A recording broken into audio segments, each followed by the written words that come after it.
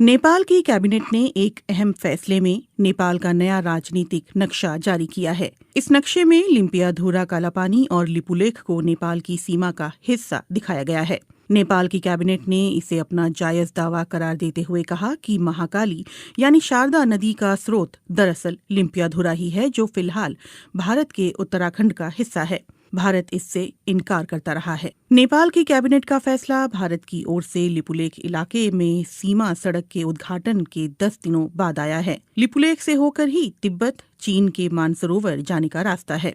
इस सड़क के बनाए जाने के बाद नेपाल ने कड़े शब्दों में भारत के कदम का विरोध किया था। भारत के कदम का विरोध काठमांडू में नेपाल की संसद से लेकर काठमांडू की सड़कों तक दिखा। दरअसल 6 महीने पहले भारत ने अपना नया राजनीतिक नक्शा जारी किया था, जिसमें जम्मू और कश्मीर राज्य को 2 केंद्र शासित प्रदेशों जम्मू कश्मीर और लद्दाख के रूप में दिखाया गया था। इस नक्शे में लिम्पियाधुरा कालापानी और लिपुलेख को भारत का हिस्सा बताया गया था। नेपाल इन इलाकों पर लंबे समय से अपना दावा जताता रहा है। नेपाल के कृषि और सहकारिता मामलों के मंत्री घनश्याम भूसाल ने कांतिपुर टेलीविजन से कहा, ये नई शुरुआत है, लेकिन ये नई बात नहीं है। हम हमेशा से ये कहते आए हैं कि महाकाली नदी के पूरब का हिस्सा नेपाल का है। अब सरकार ने आधिकारिक तौर पर उसे नक्शे में भी शामिल कर लिया है। हालांकि घनश्याम भूसाल ने ये भी कहा है कि इस मसले पर आधिकारिक हल के लिए भारत के साथ कूटनीतिक बातचीत जारी रहेगी।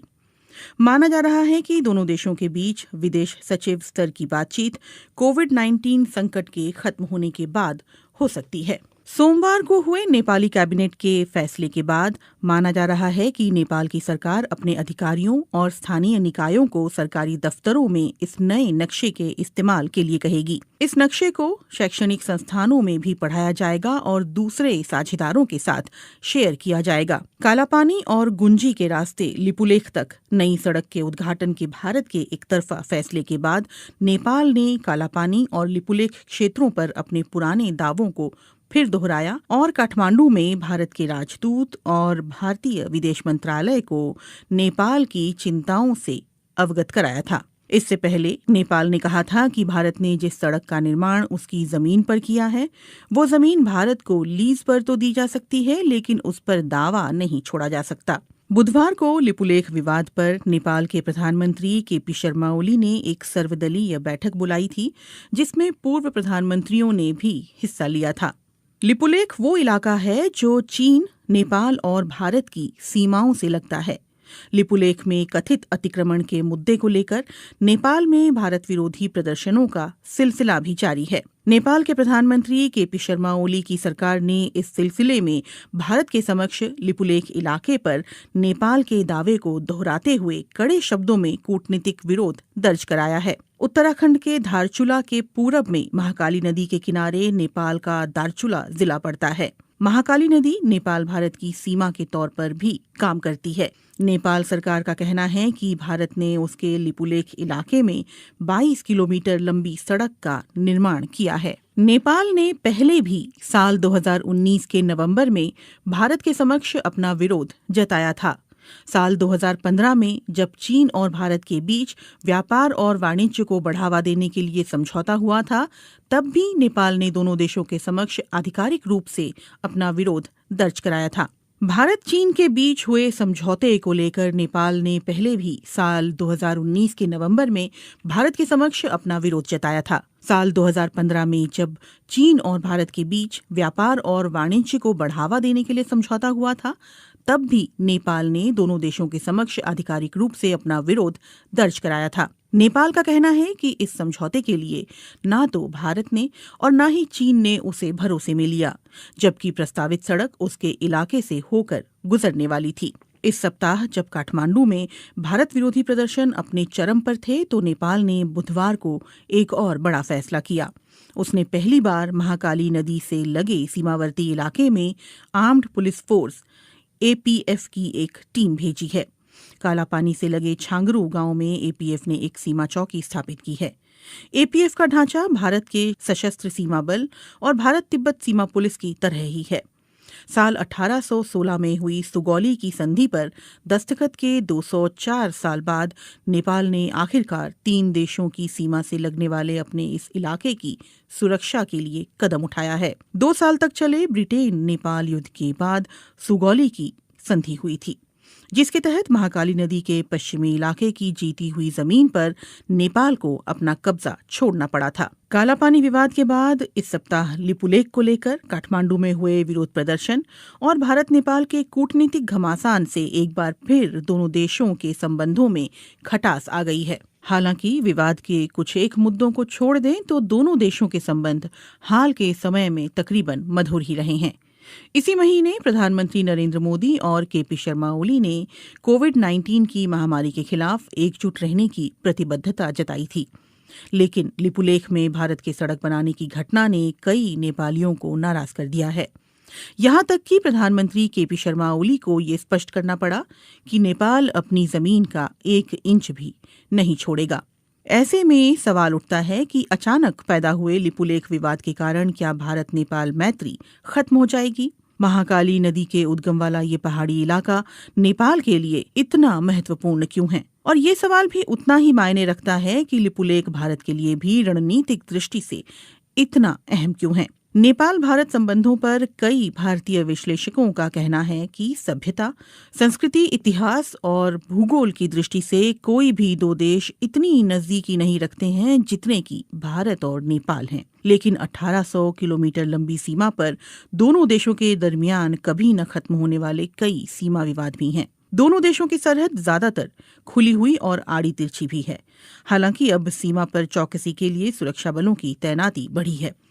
मुश्किल इस बात को लेकर ज्यादा है कि दोनों देशों की सीमाओं का निर्धारण पूरी तरह से नहीं हो पाया है।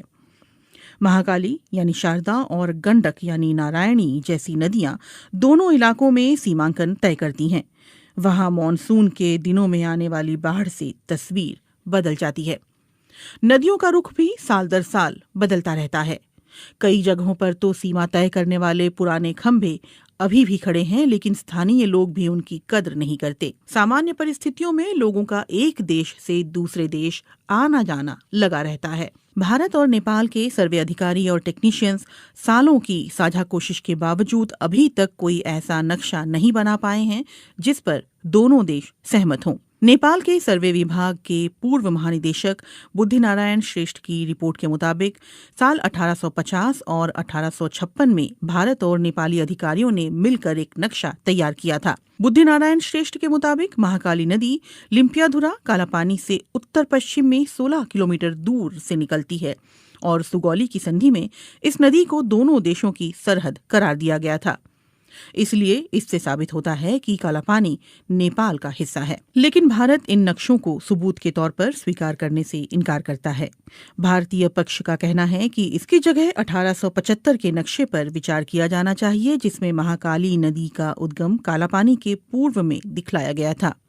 गौरतलब है कि 1875 के नक्शे पर नेपाल के दस्तखत नहीं हैं। काठमांडू में इस मामले पर जानकारी रखने वाले अधिकारियों का कहना है कि नेपाल और भारत की सीमा के निर्धारण का काम ज्यादातर पूरा कर लिया गया है। हालांकि नदी वाले इलाकों में ये काम पूरा नहीं हो पाया है। नेपाल की पश्चिमी सीमा पर महाकाली नदी और दक्षिणी सीमा पर गंडक नदी दोनों देशों की सीमा निर्धारण करती है, लेकिन यहाँ नक्शा तय करने का काम अभी भी अधूरा है।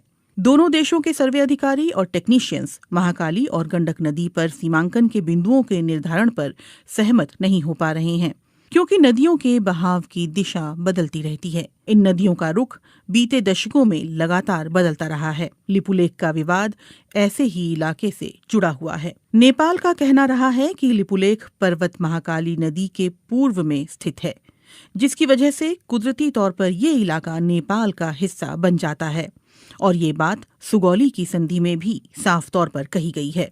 एनसाइक्लोपीडिया ब्रिटानिका के अनुसार सुगौली की संधि से ब्रिटेन नेपाल युद्ध की औपचारिक तौर पर समाप्ति हुई थी। संधि की शर्तों के तहत नेपाल ने तराई के विवादास्पद इलाके और महाकाली नदी के पश्चिम में सतलुज नदी के किनारे तक जीती हुई जमीन पर अपना दावा छोड़ दिया था। अगर सुगौली की संधि ये स्पष्ट रूप से कहती है कि महाकाली नदी का पूर्व का इलाका नेपाल का है, तो फिर समस्या कहाँ है? नेपाली इतिहासकारों और सर्वे अधिकारियों का कहना है कि दोनों देशों के बीच गलतफहमी इस बात को लेकर है कि महाकाली नदी का उद्गम स्थल कहाँ है और विवाद की जड़ यही है। इसीलिए सवाल उठता है कि महाकाली नदी कहाँ से निकलती है, लिम्पियाधुरा की पहाड़ियों से या फिर लिपुलेख से। गुंजी गांव के पास जहां लिपुलेख जाने वाली सीमा सड़क बीते शुक्रवार खोली गई थी, वहां दो छोटी नदियां आकर मिलती है। एक धारा दक्षिण पूर्व के लिम्पियाधुरा की पहाड़ियों से निकलकर आती है, तो दूसरी धारा दक्षिण में लिपुलेख से आती है। नेपाल के विशेषज्ञ और अधिकारियों का कहना है कि महाकाली नदी लिम्पियाधुरा से निकलकर उत्तर पश्चिम में भारत के उत्तराखंड की ओर बढ़ती है, लेकिन इसके ठीक उलट भारतीय पक्ष का कहना है कि महाकाली नदी का रुख नेपाल की ओर उत्तर पूर्व में है। उनका कहना है कि लिपुलेख से निकलने वाली जलधारा ही दरअसल महाकाली नदी का स्रोत है और इसी से दोनों पड़ोसी देशों की सीमाओं का निर्धारण होता है। 8 मई को लिपुलेख के लिए सड़क मार्ग खोले जाने के बाद आई नेपाल की कड़ी प्रतिक्रिया पर भारत ने इस फैसले का बचाव करते हुए कहा कि किसी भी नेपाली क्षेत्र का अतिक्रमण नहीं किया गया है और ये सीमा सड़क कैलाश मानसरोवर की पारंपरिक धार्मिक यात्रा के रूट पर ही बनाई गई है। लेकिन नेपाली इतिहासकारों, अधिकारियों और जहां से भारत ने 8 मई को लिपुलेख जाने वाली सड़क का रास्ता खोला है, यानी गुंजी गांव के लोगों का ये कहना है कि नेपाली पक्ष के पास इस बात को लेकर पर्याप्त सबूत हैं कि सुगौली की संधि के अनुसार लिपुलेख और उस इलाके के कई गांव नेपाली क्षेत्र में आते हैं। विवाद दूसरे इलाकों को लेकर भी है। नेपाल की सरकार लगातार इस बात पर जोर देती रही है कि लिपुलेख और गुंजी गांव के अलावा भारत ने महाकाली नदी के उत्तर में उससे लगे कई इलाकों पर भी अपना कब्जा कर रखा है, जिसमें कालापानी भी शामिल है। कालापानी में भारत चीन युद्ध के दौरान 1950 में आईटीबीपी ने अपनी चौकी स्थापित की थी। इसके अलावा सुदूर पश्चिम में स्थित लिम्पियाधुरा को लेकर भी दोनों देशों के बीच विवाद है। वहीं नेपाल की राष्ट्रीय राजनीति में 3 दशक से भी ज्यादा समय से महाकाली कालापानी का मुद्दा उठता रहा है। नेपाल के सर्वे विभाग के अधिकारियों का कहना है कि लिपुलेख और कालापानी हिमालय क्षेत्र के सुदूर इलाके हैं जहां पहुंचना बहुत मुश्किल है और वहां कोई इंसानी आबादी नहीं रहती। यही वजह है कि नेपाल ने वहां सीमा सुरक्षा चौकी स्थापित नहीं की। अधिकारी ये भी कहते हैं कि सुगौली की संधि के अलावा नेपाल के पास और भी सबूत हैं, जिनमें संधि पर दस्तखत से पहले ब्रितानी अधिकारियों को लिखी चिट्ठी और उस दौर के दस्तावेज शामिल हैं। नेपाल कालापानी और गुंजी के स्थानीय लोगों की मालगुजारी रसीद और नेपाली मतदाता होने का पहचान पत्र भी सबूत के तौर पर दिखा रहा है। इसके अलावा साल 1908 में मानसरोवर की यात्रा करने वाले भारतीय संत योगी भगवान श्रीहंस और 30 और 40 के दशक में वहां जाने वाले स्वामी प्रणवानंद ने भी अपने यात्रा संस्मरणों में लिपुलेख के दक्षिण में छांगरू गांव में नेपाली सुरक्षाकर्मियों की मौजूदगी के बारे में विस्तार से लिखा है। कई नेपाली अधिकारियों और पत्रकारों ने बीते दशकों में कालापानी की यात्रा के बाद वहां के स्थानीय लोगों के पास मौजूद उनके नेपाली दस्तावेज इकट्ठा किए हैं। इनमें लिपुलेख से लगे गुंजी गांव और कालापानी के आसपास के गांव भी शामिल हैं। भारत नेपाल के दावे को खारिज करता रहा है। काठमांडू में भारतीय दूतावास और उसके विदेश मंत्रालय ने अपनी तरफ से माहौल शांत करने की कोशिश करते हुए कहा है कि दोनों देशों के विदेश सचिव स्तर की वार्ता में इन मुद्दों पर बात की जाएगी। नेपाल में संसद से सड़क तक भारत विरोधी नारे गूंज रहे हैं और इसके बावजूद कालापानी और लिपुलेख को लेकर दोनों देशों के बीच छिड़ा विवाद सुलझता हुआ नहीं दिख रहा।